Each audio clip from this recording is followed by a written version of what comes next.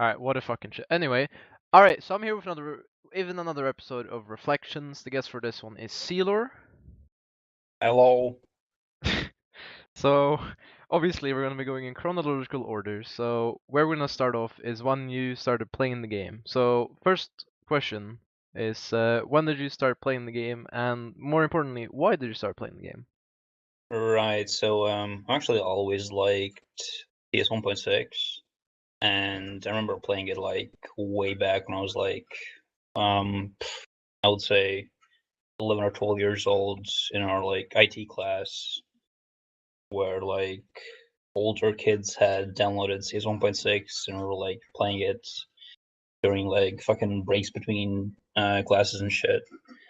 And I remember it was really fun to play, and like a few years later, when I grew up, basically, I was playing on like a really bad laptop, and I obviously couldn't run CS:GO, or at least I thought I couldn't at the time. And I was playing 1.6, whereas my roommate was playing CS:GO.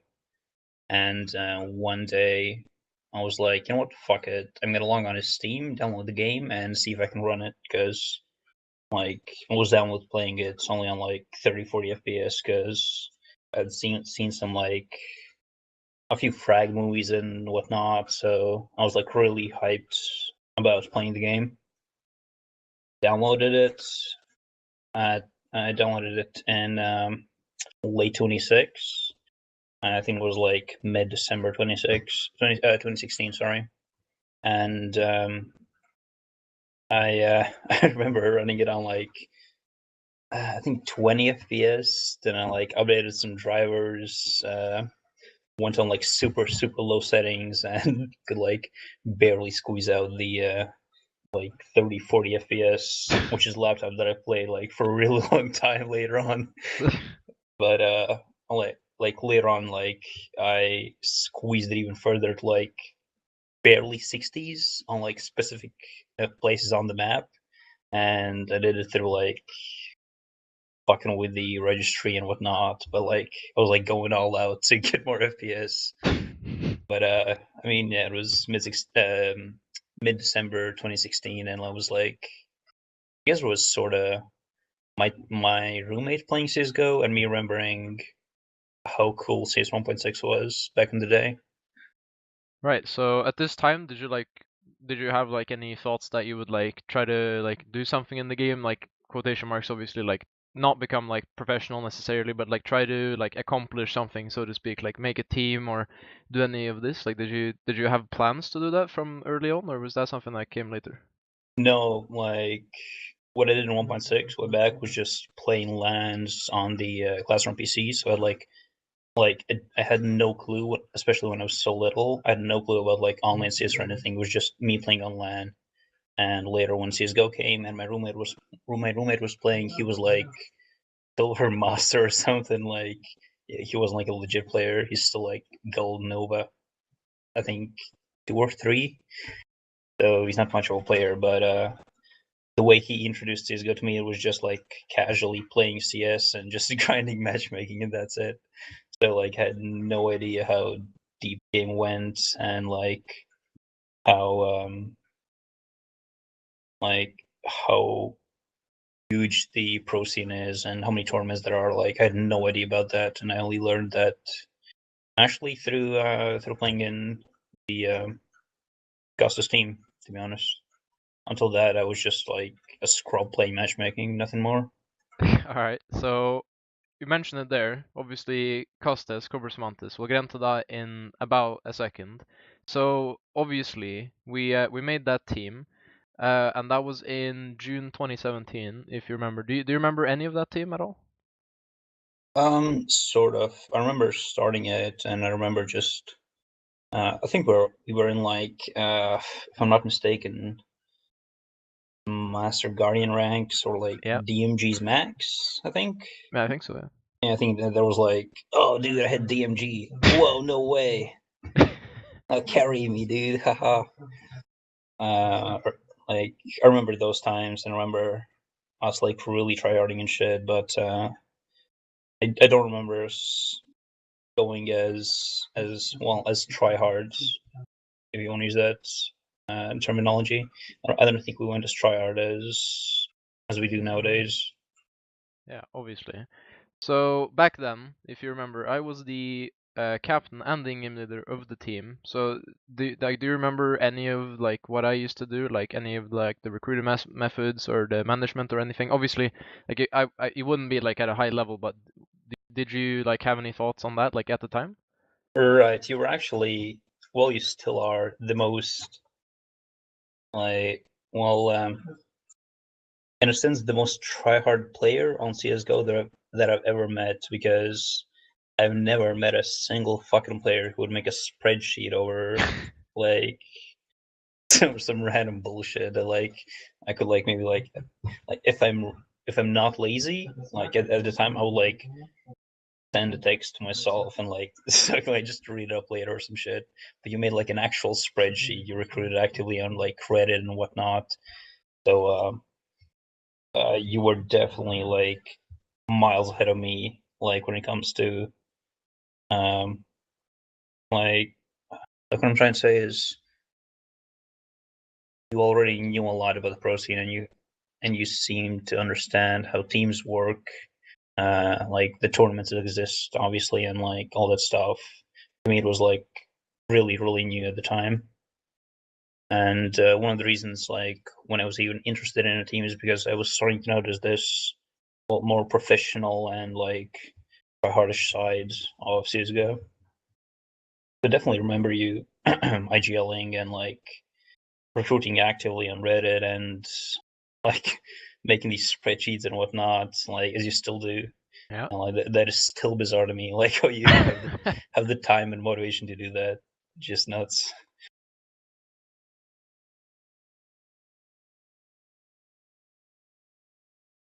Right. So obviously that team didn't last for very long. Now, I'll just quickly explain the reasons behind that. So it was me and you, and then there were three other people, uh, none of whom actually made it into any of our teams afterwards, which was basically because we started playing a lot more together. I think we played a bit with some of the people. We started playing with like Ozymandigo and Jack, who you might remember, the Irish guy who was the Oper. Yeah, I do. But so after that team disbanded after like I think 3 weeks, something like that. We formed it like early June, and it just ended like third week into June or something. Yeah, something like that. Mm-hmm. So what did you think about like the way we were playing the game at the time, like the two of us, like as a duo? Because even then, we started developing like this kind of this chemistry, like in the game, I suppose. Even like having not played with each other for such a long time. So what did you actually think about the way we were kind of developing in, before the second roster of Costas in August? Um, yeah, I do understand what chemistry you're talking about. It's like thinking back, it's definitely the reason why we've actually stuck together for all this time, like trying to play in teams together and whatnot. Um, Obviously there's other players who like um come into our like what should I call like friend circle that we're like trying to build teams around. But like we stuck together for like 1.5 years now. Yeah. Um, and I definitely think it's because of the chemistry that we had like right away. I think it's because, like I said, you already had this like hardcore team mentality where you want to improve and like play in like a really structured team. And I had never had that experience, or like I had like actually never seen a team like that in action. So Costas sort of introduced me, and obviously, especially you, because you were like IGLing and of course leading the team. It was effectively you who introduced me to the aspect of the game that I actually only enjoy playing nowadays, like structured CS. Like back then, I could just play whatever. I don't care. I could just mute my teammates, not give any info, just listen to music and whatever the fuck. But nowadays, I can't not play the CS that you introduced me with, like mid 2017 when we started playing. All right. So after this period of time, like about like a month. Obviously, it was the summer vacation for both of us, right? I believe you had Mm-hmm. summer vacation as Yep. well. So obviously, we had a lot of time on our hands, and the reason why, essentially, well, one of the reasons why I made the next team, because I kind of went out of my way to remake the team. Obviously, the first one had been like a bit of a failure, I guess. But there's a whole backstory to that, which well, we won't get into that now, but Mm-hmm. some other video probably. I'll get into that at least. But basically, in August, we started looking for new players, and there's one or two players who come to mind, especially. There's obviously Lorix, who Swedish opera, well, Swedish, I guess, but Right. so obviously Lorix would be in our team later. So what did you think about Lorix at the time, and why do you think that he stayed in the team for so long? What did he actually give to the team? Um, Back then, when I was like freshly introduced to the structured aspect of the game, he just came off as a talented operator, nothing more. I didn't see the flaws in how he, for example, like flaws in his aggression or rotates. Like I didn't see any of that way back, and I think the reason why he stuck around the team for so long is because I don't think we understood how we played wrong. Like at the very start of at the very start of our trio, basically, both of us were still in that mentality where I think we didn't notice the much of the strategic aspects of the game. And for us, at first, Lorix seemed like just a good player who sure makes a few mistakes here and there, like when to save and whatnot. We understood that back then, but he still seemed like just a good operator. And I think the reason why he stayed around for so long is because for a really long time we didn't understand the minor flaws that he would keep repeating and never improve on those. I think with time, through as players, like not mechanically but like strategically, we notice these flaws that he's not capable of working on, and I think that's when we eventually had to split up with him because he was mechanically a good player, obviously just hitting flicks here and there, but um, he didn't play the same style of play that we were trying to basically make Costas play, which is the strategic aspect, like the not just rushing in. I drop me off. Let's just bang him in mid. We were just. I think the biggest difference was that Florix was just a mechanical pugger basically, and we didn't understand that for a really long time because our mentality grew, whereas Lorix's didn't. I think that's I think that's pretty much it. All right. Now, the second roster, as you could call it, was formed on the 14th of August. But interestingly, it didn't include you in the first lineup. The lineup was Helios, Lorix, XD, Ozymandigo. But you joined later. So, was there any reason you weren't in this team? Do you remember? Um, Honestly, I don't remember why.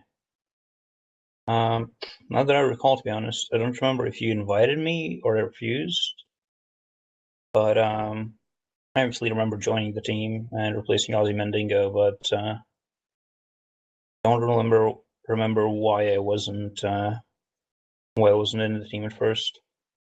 All right, well, I don't remember either, so we'll just gloss over that part. Didn't happen. So anyway, so when you joined this team, again, the lineup was the one I just mentioned, me, Helios, Lorix, XD, but it was you as well.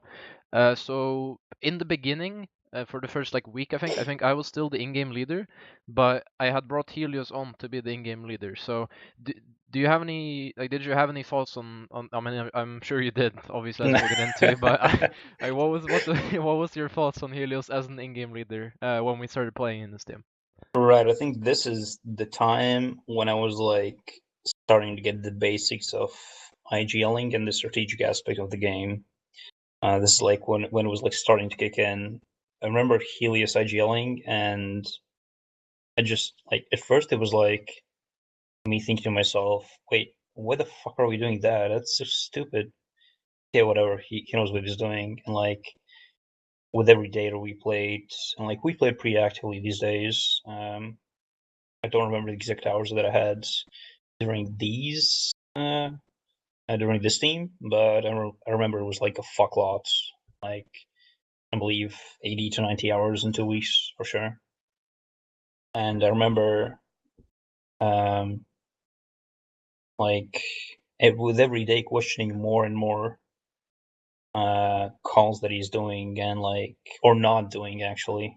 Um, and like arguably Helios made me the IGL that I am now, because maybe if Helios wasn't such a shitty IGL, I wouldn't have questioned the many decisions that he made during the game. Maybe that's what kind of pushed me in that direction at the start when I was developing as a player. But yeah, just, I don't remember like exact calls that he made. What were his mistakes? But I just remember him. I just remember like thinking to myself how you could correct so many mistakes that he did in his IGLing, and I'd actually argue that when when this team broke up, that is when I became like an actual IGL. Like when I could like say about myself like, okay, I'm the IGL, I know something about the game, and I'm into the strategic aspect. Like I wasn't just interested in it, but I was like actually invested in it. I think that's how it went. Right. So what happened with Helios was that eventually, I think it wasn't that much longer afterwards. I think it was like, yeah, I'll check actually for the hell of it. Well, and I can't really find it, but either way, it was like I think a few days after he started in game leading again. I know that we brought up some issues, right? The way he was kind of handling like issues happening in the team, right? Because he would be like. Like he would be talking down to people, like I do remember that specifically. He would be like, "Oh, like Lorix would be like overpeaking or something. He'd be like, "Oh, Lorix, why did you do that? Are you fucking retarded or something?" Like wouldn't say Right, retarded, but like stupid or right. something, right? But he would say like, "Oh, guys, why did you do this? Why did you do that?" Like kind of like blaming everyone, right? So I know I talked to him personally and kind of went to him and went like, "Okay, well, you can't really do it like this, you know. Like I know like I'm on your side, you know, as the captain, but you know, you can't be doing that." And he kind of just kept doing it. And eventually, what happened was, um, you obviously took over the in-game leadership. But before that, Helios threatened to take his friend Crash and Right. also Lorix with him if he got kicked. That's kind of the card he tried to play, right? So what was your thoughts on this at the time? Like, oof, that was so eventful back then. So much drama, jeez. Like nowadays, you could make a Netflix special about that. I swear. Um, like, I don't remember the exact thoughts, but I remember us like debating. Oh, no way he leaves. Like, what if he leaves? What we were just left like the two of us. Fuck that, dude. Like, I just pushed through. Like, maybe he's gonna improve. Maybe he's not. I remember like having these thoughts, and I remember um both of us like talking about it, Yep.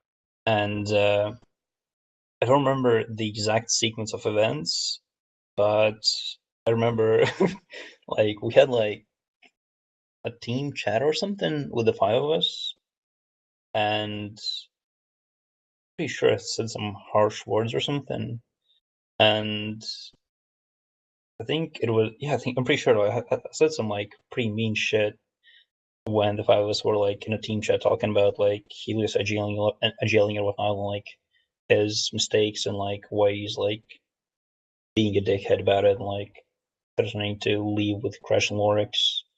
And I think that's when Lorix kind of took my side, and I mean Crash was kind of like just he was just there for the skins, like no one cared. I'm kidding, but he kind of was. He was like the. I mean, we were The master bank. guard. We were yeah, we were master guardians back then, and he had like karambits and shit. It was like being an astronaut in like fucking medieval times, dude. And I think Lorix kind of took my side after he saw me be like the alpha male that I am in the well in the team chat, and I think Loris only stuck around because he wanted to keep playing with me. I think that's. I remember like there being a lot of drama. I don't recall like the exact events, but I do remember Loris just signing with me and Crash just being like, I don't really care. Yeah, I think what happened was I know I talked to Lorix because obviously we'd already played with Lorix like a month or something like Right, that right. before that. But I think it was actually Helios who kind of like also brought him into the team. I think he kind of brought Crash and Lorix into the team, like in a sense, you know, he was kind of like played a part in it at least. Like he was like, oh, we should get these guys. Like when we were trying out, he was like, oh, we should get these guys. Uh-huh. But I think either I or we both talked to Crash and Lorix. I know we definitely talked to Lorix, and he was like, "No, unless he's not leaving because he's leaving," you know. So I'm pretty sure what happened was, yeah, he was just like we would just said like, "Yeah, you're out, mate," and then like he was just out. So there's that. And again, that was like just 2 days or something after he started in-game leading. So that was you already touched on it. That was when you began your in-game leading career per se. But where do you think that left me? Do you think like where do you think that left my role in the team? Uh, the thing is, I was obviously just. Well, I had recently picked up IGL and like starting to get the like the phrase I'm looking for, like the Nick to IGL. I don't know. I'm just now like starting to understand the concept of it, and I think even now you're. I don't think you're an IGL. I just think you're a knowledgeable player. Uh, I don't think you're an IGL type. Um, so I think back then you were just sort of like a right hand man who would just tell people to shut up, listen to the strat, and was sort of the like nowadays, of course, you would expect the IGL to um, basically try and motivate players like outside of a match to like practice and schedule games and whatnot. I think you were the IGL outside of a match, and I was just IGLing during the match basically. I think you were like the dad of the team for a good while. I think I sort of took over the troll later on, and you just became the well the team owner effectively. But I think at the time you were like the dad of the team for a good time. Yeah, and I'll explain that as well, just for people listening as well, because obviously we're the only two people in the current team who actually know about this stuff. So the reason that I did it like that, because I knew for myself, is exactly true what you say. I'm not the in-game leader type, which we'll get onto later. There's a very special team that we'll get onto later, which will Right. demonstrate perfectly why that is. But it is true what you say. Like I'm kind of like I guess like the leader outside of the game who's trying to like and what I was trying to do is just back up the in-game leader because this is true with like all the in-game leaders I played with, you know, Nexus, Helios, Desire, you and everyone else. I always tried to back up the in-game leader, so people would listen to the in-game leader obviously, because I obviously have like in this team at least, I would have like all the, I guess all like the sanction methods. I guess like I have the power to like kick people, or you know bench people or whatever else. So my word counts for a lot. So I figured I'll just use that to back up the in-game leader, and to actually you know have the team be more of a unit, you know, not be like a split unit where there's like, oh, you have like the in-game leader here, then you have like you know his like support player that he knows he's gonna work with, then you have like the star players over here, like the two players who are always gonna frag and kind of are separated from the tactical system a bit. So I kind of try to like bring those two together in a sense. But uh Mm. so now we'll get on to some of the other players we played with. Now I Oh believe the no. first. You're not wrong. It's kind of there's a reason why some of these players aren't in the team anymore. So I think the first player we should mention is Krafko. Now I'll explain quickly how he kind of because he was actually one of the people who stayed in the team for the longest. I believe he joined the team in, I think it was like October or something like that, and he stayed until like mid-November or something, and that's a long time, especially in like at like our level. It's not very common that people stay in the team for such a long time. But like, what did you think about Krafko at this time? Like, obviously he was like quite young. He was like fucking 14 or something. So Bro, I like, think it how? was like 13 or 12. I shit you not. He was like 13 for real. I think he turned 14 during his stay in the team or something like that. Yeah, But might be. Yeah. yeah, I definitely remember him being like 13 at one time. I'm pretty sure. All right. So what did you think about working with him in the team? Um, like at first, like he was say Lorix 2.0, who doesn't top, but just AKs instead. He was. I remember him fragging a lot, but he played so shit and got like zero impact during the games. I think also at the time, the reason why he stayed in the team so long, um,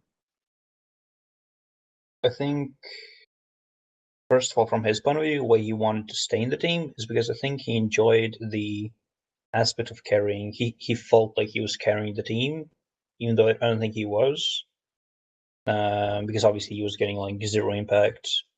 Otherwise, we wouldn't have kicked him to begin with. But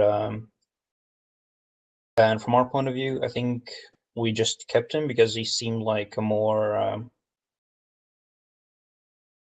He was like in a way the lore, like the second chance for another Lorix kind of. Like he was just a mechanically decent player who I think he was like a few ranks higher than us at the time, though I'm not sure. And but he got like zero things about the strategic aspect of the game, like nothing at all.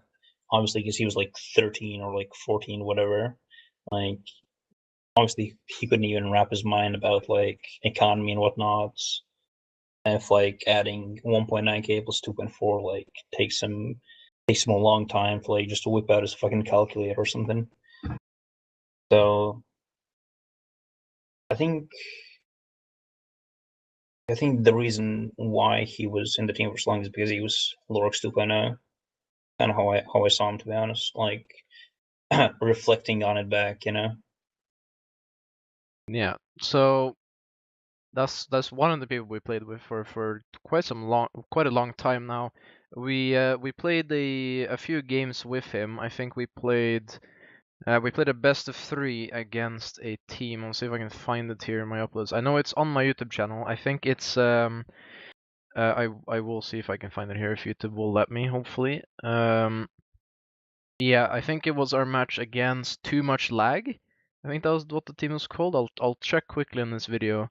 Um, yeah, it was. So yeah, and this is where I guess we can segue into this as well. This is where we start playing like series Counter Strike. We start playing like in terms of like best of threes, Mm-hmm. and we start playing scrims, but we're treating it like a professional match, kind of like we're playing it like super seriously, and all this. So what do you think led to this, and why didn't we just join like Face It tournaments or like ESEA, like whatever rank, why do you think that is? Where we played scrims and shit instead of face it. Yep. Um, I think it was the aspect of just playing against teams, sorta. Because on Face It, well, most of the time, especially at our ranks back then, there was no like legitimate way to play against five mans back then. Like we could play Face against like level sevens and eights and just get served like 16-0 or something. But these just quick scrims that we could just queue whenever we wanted and actually practice the exact maps that we wanted was just a really good opportunity, especially at the rank when we could. Obviously, we lost a lot of games back then, but it was still a lot of good practice because the ranks weren't as far apart as they would be on Faceit. I think that's the main reason why we did it. Though I don't recall having a conversation about it, but thinking back, I think that was the reason for it. Yeah, it's kind of like natural development, I guess you could call it. Yeah.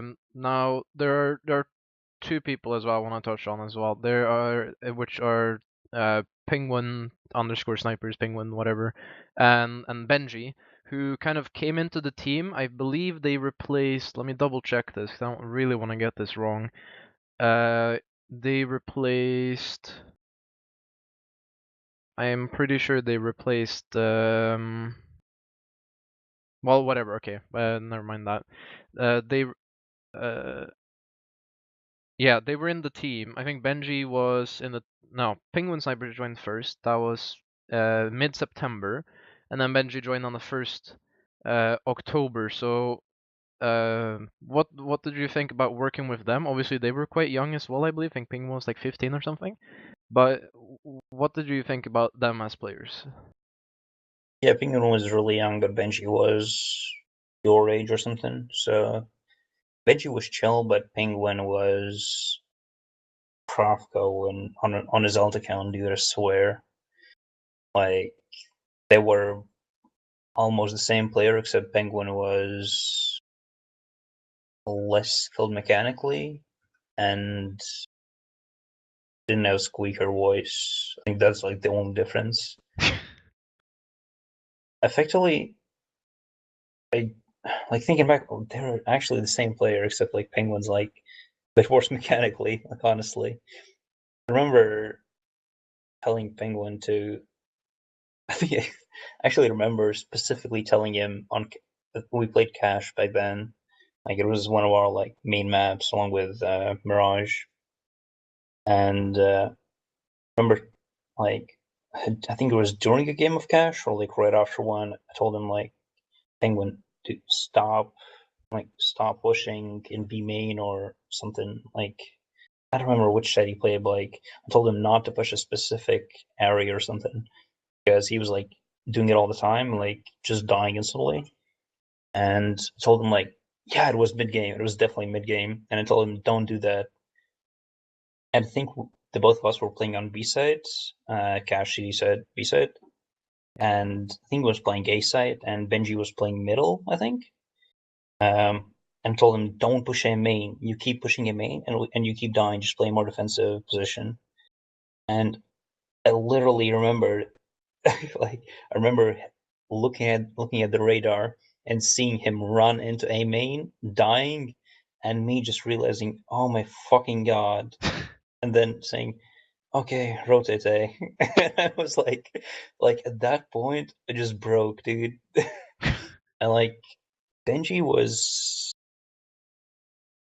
Benji listened to my tips, sorta.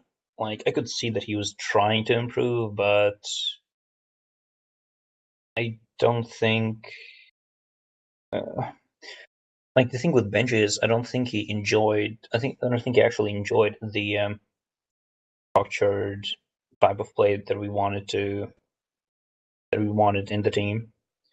But he was just a sort of reasonable, regular player who heard our tips and like our suggestions, but he didn't really take all of them into account because he just wasn't the type of player. Um, and I don't remember if he left the team or if he got kicked, but I'm He pretty got sure. he got replaced by Krafko Right, actually. I'm pretty sure he got kicked. Yeah, or replaced him. Um, but I remember him trying to improve, but he was just not the type of structural player we were looking for. Like thinking back, Benji wasn't that bad. Like nowadays, he was like near our level because we're pros, obviously. Yep. If he's like closer to our level, or he even still plays, I don't know. I could still like attempt to play with him because he was like actually being sort of reasonable. Even though I remember that one wallbang on Mirage or something. With this, no, it wasn't a wallbang. It was like a scout kill in Underpass. Yeah, yeah. I think it was T said, and he like aced. I think he aced the round or something. And I remember watching the demo, dude. He's definitely cheating. Yeah, I Those were some remember good that. times. But I mean, thinking back was just good luck or something. But I would still attempt to play with Benji if we had to, if we like couldn't find a player. But Penguin was just like if you tell him like don't push A main, and he just goes ahead and pushes it, then I mean, then fuck you, dude. Like, Alright, so the reason I talk about Penguin and Benji as a duo is because they were kicked on the same day. They mhm. were both removed on the 15th of October. And to replace them, we brought in the German player Wilbot and Krafko, as previously mentioned. Obviously, timeline's a bit fucked up, but never mind that. So Krafko and Wilbot joined on the 15th of October. I guess we've already talked about Krafko, but do you remember how Wilbot was as a player? Nope, not at all. That's understandable because he was only in the team for about 5 days, and he was then replaced by Ozymandiano, who and him you remember, right? Right, I do. But the thing with Ozzy was he was just a chill player. I think he was just down with whatever, pretty much. He was like that's how I've always seen. To be honest, I don't think he was this. I'm not saying I wouldn't say he's isn't the strategic type.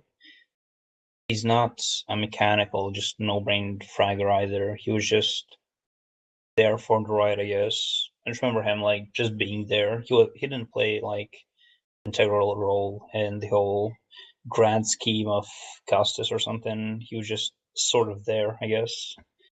I don't remember anything specific about him or like yeah. Yeah, I don't think. Yeah, as you say, he didn't really. And obviously, he had like family issues, and he didn't actually play. He actually didn't play all that much, and I think Yeah. he was only in the team. Again, I'll double check this. So I don't get this wrong. He was in the team for. Well, in theory, he was in the team, but he was kind of like he was inactive, I guess. Um, which is when I know time was getting very fucked up. It's gonna be extremely hard to get straight if you're watching this, but a player we didn't touch on is XD. Oh Now, no. this is I have actually accidentally found the reason why you weren't in the team to begin with, because it was Oh. actually XD was in the team, and he left, and you replaced him on the 21st of August, and then he was in the team up until let me find out here. He was in the team until up until whatever. Okay, so right, what while I find this shit, what did you think about XD as a player? Well, I hope you have like 40 minutes on this single question. Yeah, that's fine. Well, XT he was just the best player I ever played with, honestly. I looked up to him so much. Okay. I mean, no, he was just the worst. Um, he was just stupidly childish. Um, I mean, obviously, like we've had young players in the team before, but he was just childish on a whole nother level. He couldn't play the game at all. Like he wasn't mechanically skilled. I don't remember carrying him. I don't remember him carrying a single game. He wasn't a fragger ever. He wasn't a strategic player. I think he was just there because like we needed a fifth, and it was just hard to find players. I think that's sort of it. Um, obviously, remember a ton of stories about XD. The stop bully me and Yep. all of that good stuff. Yep. And like him being edgy, of course, and people digging up his what was it, like Instagram account or whatever. I don't Oh yeah, I know. remember that now. Yeah. Like, I mean, he was like the cringiest kid ever, but he was just a cringy kid who was just an awful player, honestly. And he was just there because we needed a fifth. I um I later met him. Uh, what was the name of it? In Club 50, Yeah, I believe so. Yeah, and Club 50. um, it was Club 50 was like decent-ish, I guess. I don't really care about it. This was like Right, was it a team? No, Club 50 was just like a Discord of approximately 50 players, but no more than that. But it had like, I'd say around 15 actives or something around that. Yeah, I think that's okay. I'm going to say 15 to 20 actives approximately, and XD and me being one of them. Uh, yeah, and this was back then when I had like sort of quit and like played only a few hours in 2 weeks. But whenever I played, I just open up Discord, checked out Club 50, like just queued for a game, like got a few players to play with. It was like a huge team basically with slightly structured gameplay, but nothing special. And I found him on Reddit, and as soon as I joined Club 50, I just saw XD's name on the right, and I just remember instantly sending him something in personal messages. I don't remember what exactly, but it was like something about like I'm not gonna bully you for a bit, like something like that. He was like, I don't think he got the joke. He was like, okay, that's fine. I don't think he got the irony of it, but I met him later, and he was still being an absolute dipshit. But that's him, I guess. All right, and there ends the XD shitting on XD part of the interview. All right, Right. so so you mentioned it there when you kind of turned inactive, I guess, which formally happened, I suppose, in November. According to my categorizations here, you left the team on the 9th of November. Do you remember this happening? Not specifically, to be honest, but if you bring up more context, I'm sure I'm gonna recall it. Right, so this was. Oh no, I think I remember. This was when Fianchetto was made, wasn't it? Oh, when I came back, probably, or wasn't it? I'm not sure. Because I know Fianchetto was made. Let me find here. Yeah, you formed Fianchetto on November 9th, 2017. Uh, and um, yeah, so that must be it, surely. Which is when um yeah, this is kind of when a whole new like chapter kind of starts, right? When you leave the team and then form Right, Fianchetto. So we'll just talk about right. Fianchetto like in the first place. So why did you form Fianchetto? I don't remember the exact reason why. Well, like what I was thinking back then. I just remember, first of all, the Costas name absolutely sucks, dude.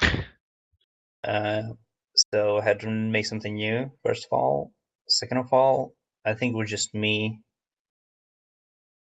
just making a new chapter for the Marcus and Xelore duo, sort of. I think I just wanted to. I think it was just me like wanting to make a fresh team, like forget about all the countless roster moves that we had to make, all the childish players that we have to deal with, all the bullshit. I think I just wanted to make like a new structured team, sort of, and have players commit once again.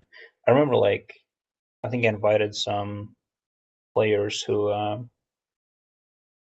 decided to go like another chance or something, like from like the players that we had in Costas. I think I decided to just remake a new team, turn a new page in the book of infinite roster changes, and invited like the four players that I wanted to invite four players, which I didn't only found three, uh, which I'm sure you'll mention later, Yeah. or should I? Yeah.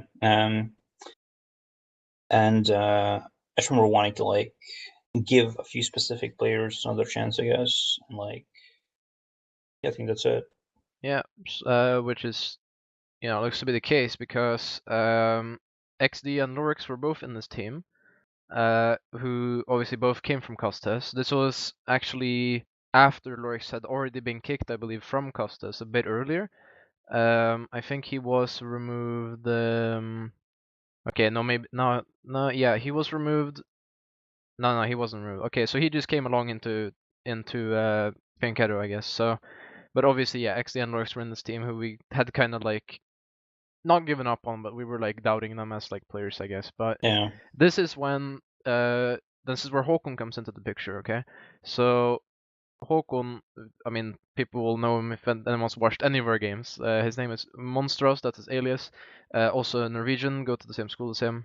Now If you he have troubles joined. finding him in the match that you're watching, just look at the top of the scoreboard Yeah, and exactly. you'll Yeah, just yeah. find him. Yeah, just look at the like, just sort the scoreboard by whoever has like over 30 kills, and you'll find them, right? Yep, exactly. So, so this is when me and Håkon joined the. We made that team with and here comes a bunch of names that no one's gonna have heard of yet, but we'll go deeper into these players later. So we made a team, me and Håkon. We made a team with, or I guess we joined the team, or I joined the team more specifically with Håkon, Monstros, and Oliver Disrupt, then known as Legend, Bror, still known as Nebula, and what a fucking Venomin, shit. whose name Anyway, is Bunny. alright, so I'm here with Now, even another I episode think of we played in this Reflections. team The guest for this one for is Xelore. it Hello. wasn't that long. I'm pretty sure it was So, about like obviously we're gonna be maybe going in like chronological it's just a few order. days. It was So kind of like where we're gonna the bit start of an off is experiment. when you started playing the But game. what did you? So First, like, did you have any thoughts on is on when me did you trying to start make like a playing the Norwegian game? team at this And time? more importantly, why did you start playing the game? Yeah, right. So I think actually, I remember always it being liked because you PS wanted to 1.6, play in a LAN, which I know is still and I remember your playing it like way back when I was I wouldn't like, say end goal, but like um, your next step. I would I say suppose. 11 or 12 years old Obviously, in your our and like obviously IT your end goal is class, to become Thorn where 2.0, like clearly. older kids But had yeah, I remember you downloaded CS wanting 1.6 and we were wanting to like playing play it in the next during LAN. like fucking I breaks was between really doubting classes and shit. the And I remember it and was like really I was fun to doubting play, that and team would like a succeed few years in later that. when I I grew up, mean, shit, basically, you could just go to a I was LAN playing on like a unprepared, really but I bad don't think laptop, that's and what I you obviously couldn't wanted. run CS:GO, And or I at don't least I think thought I that's what couldn't Nebula or at the time. Pokemon wanted. And I was playing Because, well, they're 1.6, obviously a bit more whereas strategic my players, but roommate I'm was sure we'll playing touch CS:GO. on that a bit later. And one Yeah, day I was we'll get like, on you know to what, that. fuck Yeah, it, go on. I'm gonna log on his Steam, download the game, and see I if just I can remember run it. doubting the Like I was down with playing it only on like 30, 40 like what I FPS saw because was I'd obviously seen Oliver some being like a few frag the movies and most whatnot. So unstrategic I was player like really ever. hyped Like he's about still playing is the like I game. don't remember. Sorry, I don't Downloaded know it. a more I just downloaded it in I don't know a late more. 26. Hey, let's buy Novas and I rush think it out was a like RAM mid-December player 26, 20, than 2016. Oliver. Sorry. He would And he would just buy a Nova and just I rush remember down running it on Mirage like mid in connector and some I shit. think 20 Like, FPS. I Then I remember like me updated some trying to call with him in the drivers. game, and I was like, okay, Went on guys, like let's super just low settings and could like let's like try and do barely an ace squeeze split through out the underpass, wait for an like underpass player to 30, like 40 FPS, under which is a and laptop that I the played like for a top really player long just makes time some later sound or on. whatever. I But remember this being like one of the strengths of the later day. on, like Like I two players ran squeezed to even top mid, further run to like underpass, barely and then just do 60s like on a like split on A. specific places on the map. And And I did it through like fucking with the registry and I remember whatnot. trying But to like like I was like going call all out to get like more Oliver go FPS. top mid and just make some sound. But I remember I mean, just yeah, it was running out and just deciding it, mid not December giving a fuck. 2016, and I was I like, remember just calling, okay, I just guess it was sort ace of smokes, I guess. Okay. my roommate playing CS:GO and me Like, that's why I remembering remember Oliver. So how I cool mean, CS that's why I've 1.6 always known was him. back Like in the day. even now, I think he's a chill Right. dude. So Like I at don't this care time, about. did you like? He's not Did a you team have player like by any any thoughts means. that I you don't would think. like try to Yeah, like he's do like something in the game, like he's like quotation marks stereotypical star obviously, like player, I would say. not become like Yeah, professional exactly. necessarily, Like but like he's try just to someone like like accomplish something, so to speak, like make hold a on a team or leash for like do as any of long this. as he Like, possibly did you can, have and then plans just to do that from early let on, him or go was and that just something that rush came out, later? fucking No, like dust away long, and what I just did in gun people 1.6 way down or back was whatever. just playing LANs I on mean, the obviously he's classroom like PCs, but crazy like mechanically skilled, but like I he had no doesn't have clue the what, brains to especially play. when I I was think solo team, Intel. I had no clue about like I mean, online he's not CS or anything. stupid, It was but just me playing on I don't think LAN. he's into the And strategic later when aspect. CS:GO came and Yeah, my like roommate the was mindset. playing, he was He's not. like He doesn't have the mindset, silver which is master why or I something. thought. Like he Like wasn't I like a didn't even legit think. player. Like He's I was still like completely sure gold Nova. that the team wouldn't I think work. 2 or 3. I was pretty sure he's not much of a player, but played together until the way he introduced CS:GO to me, it was just like then just casually playing CS and just grinding matchmaking. You're probably like, so like you'll no probably idea how haven't practiced anything and like how and which did end up being the case. How but huge the pro scene is and how many tournaments there are. Like I had no idea about that, and I only learned that the team actually through playing in. I remember still wishing you good luck with it because Gus's team. I mean, shit. If you want to go for it, was just like what the fuck not? Scroll my play matchmaking, nothing more. All right, so you mentioned it there. So what happened was Obviously, after Costas, Cobras Montes. We'll get into that okay, in now this about again a second. might be kind of confusing, So but the roster obviously, we just talked about, we made that team. well, the roster you and that just was mentioned in was June 2017. Cobras If you remember, Montes, do you the Norwegian remember any lineup, of which that was team? formed in January this year. Sort of. But I the remember lineup I was talking starting about was it, Team and I Specs, remember which was just like December, I think we were very in early like December, 3rd to if 7th I'm not December. mistaken, Which is where Master Guardian I ranks believe or that's like where I started playing DMG's with Falcon in the max. first I place. think. I don't know if I think so. Yeah. and then I think we there was both like, joined oh dude, I had Fianchetto after DMG. that. Whoa, no So way. how was this Carry period me, of dude. time? You know, when it was me, you, Håkon, Like, I XD, remember and those Lorex. You times. know, I what remember was that team us to like you? really Do you know? tryharding and shit, but that was I don't remember. Train wreck.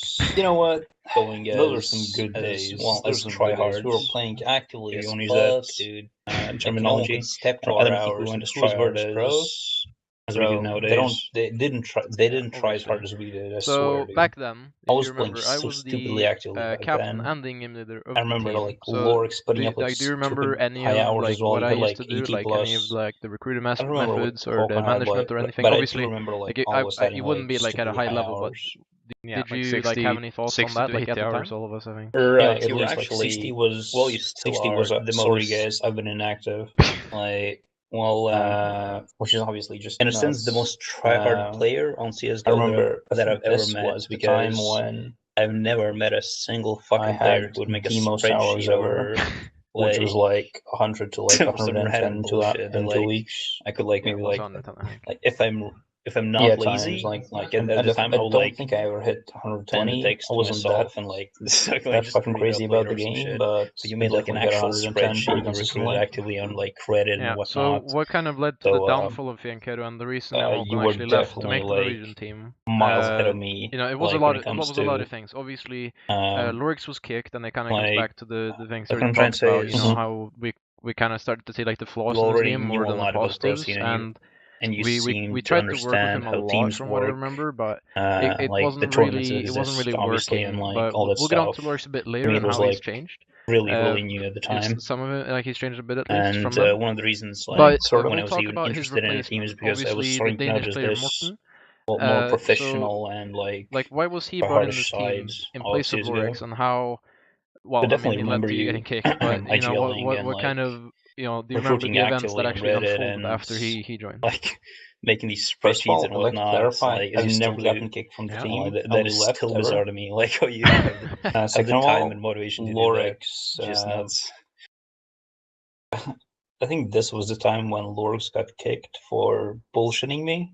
Oh yeah, I remember. Right. Yeah. So Those obviously, were some good times, dude. That team didn't last I for very long. remember Now we had like I'll just quickly we had a, explain the like reasons we behind really that. really So tried to make it it was work me with and you, Lorix and then there were because it seemed people. like he wanted to improve. He didn't None really of do it, whom but he actually like. made it into any of our But it seemed like he teams wanted to. afterwards, He just which didn't was know basically how. because We really we started tried, playing but a lot more he just together. I lied think about we so played a much bit with shit. some of the people. We He started just playing with bullshitted like us like Mandingo and Jack, every who you day, might remember, every the single Irish guy who day. was I'm the not Oper. even kidding. But And I'm so not one who after takes that bullshit team really disbanded after well, like I and I'm think sure 3 weeks, everyone in the something like team knew that. We that. formed it like So the time early June, and came it just to ended talk like about Lorix, third week just into June or something. Yeah, straight up something like lying that. to us. So like what about did the you think craziest about shit. like Like he lied the that way he we were playing was the game at the 18 time, like instead the of two of us, like 16. as a duo? I Because don't even know then, why, you know, we but started developing that's like something this we kind found of this out like chemistry, like in not the too game, long I ago. suppose. Even like He having not lied played for about a lot of having not stuff, played with each other basically. for such a long time. So what did you actually think about And the way we were kind of I just developing couldn't. in,